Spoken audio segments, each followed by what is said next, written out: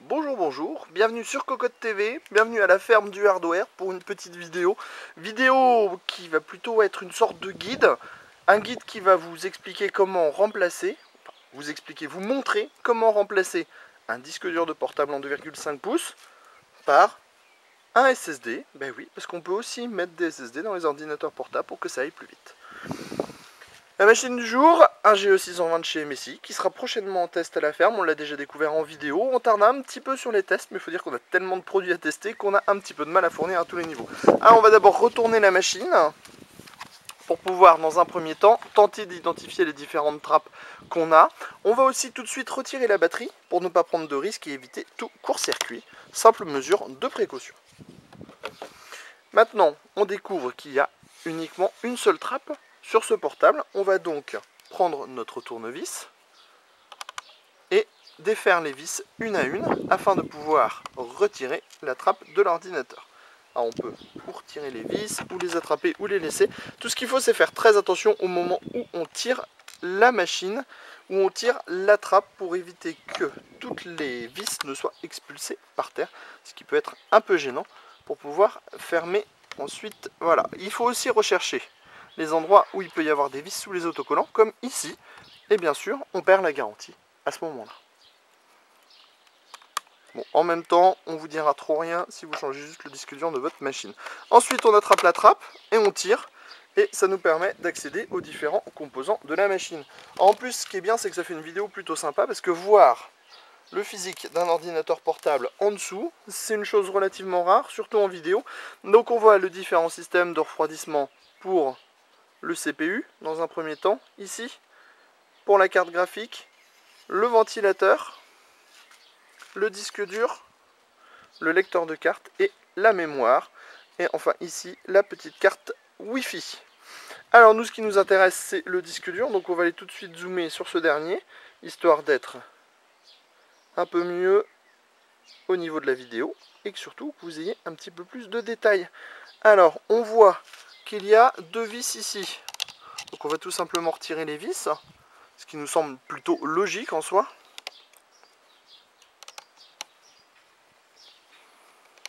On retire les deux vis. Le mieux est de travailler avec un tournevis aimanté, mais certains vous diront qu'il vaut mieux pas travailler avec un tournevis aimanté à côté des disques durs et des choses comme ça. On n'a jamais rien brûlé à la ferme en utilisant des tournevis aimantés. Ensuite, on a remarqué qu'il y avait une petite languette. Donc on attrape la languette, et s'il y a une languette, c'est comme sur le yaourt, il suffit de tirer pour démouler. Alors hop, on tire, et on voit que le disque dur vient, tout simplement. On va donc reculer un petit peu maintenant, parce qu'il y a un dispositif autour du disque dur. Ce dispositif permet d'insérer le disque dur en toute simplicité dans l'ordinateur. On dévisse, on met les vis de côté pour éviter de les perdre, c'est toujours mieux. Ce serait dommage d'aller vampiriser un autre ordinateur portable pour récupérer une vis. On récupère le dispositif et on met le disque dur ici, histoire d'avoir un exemple de comment il va dans l'ordinateur. On prend notre disque dur, notre SSD, qu'on va mettre dans la même position, afin de lui greffer tout simplement le dispositif qu'on vient de retirer. On remet la vis.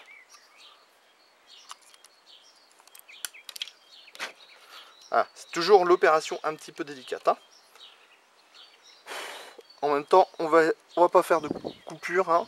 On va pas non plus vous proposer un bêtisier à chaque fois qu'on loupe les petits vissages. Parce qu'autrement, des bêtisiers, vous en auriez tous les jours et ça serait pas forcément très drôle en plus. On met la deuxième vis. On serre. Légèrement, sans trop forcer. Ça sert à rien. Une fois que le dispositif est en place, on peut remettre le SSD dans la machine, le pousser, remettre les deux vis de fixation.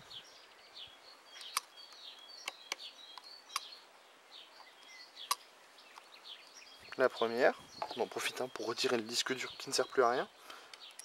Si, il pourra aller dans un boîtier externe. C'est sûr, on va pas acheter un disque dur non plus comme ça.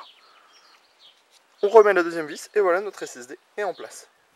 On remet ensuite la plaque de fixation, enfin la plaque de protection.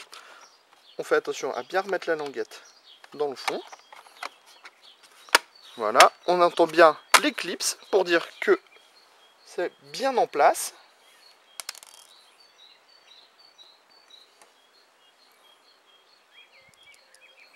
On remet les dernières petites vis.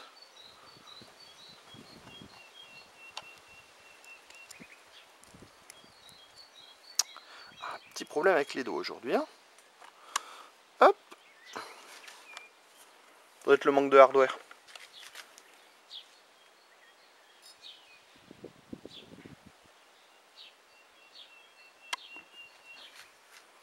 Encore 2 petites vis et le tour sera joué. Vous voyez comme quoi c'est pas toujours très compliqué de changer des composants dans une machine.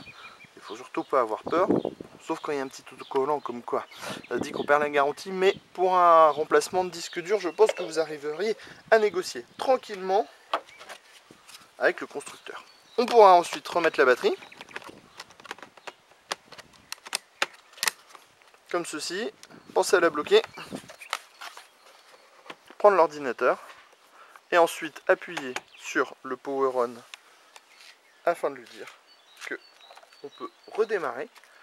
Et enfin, pensez à préciser au BIOS qu'il faut changer le boot et lui dire qu'on a maintenant un SSD, qu'il faudra booter sur le lecteur CD et ensuite sur le SSD afin de pouvoir installer votre système sur le nouveau SSD installé.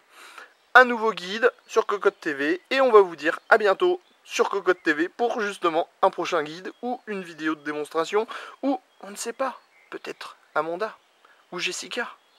A bientôt sur Cocotte TV.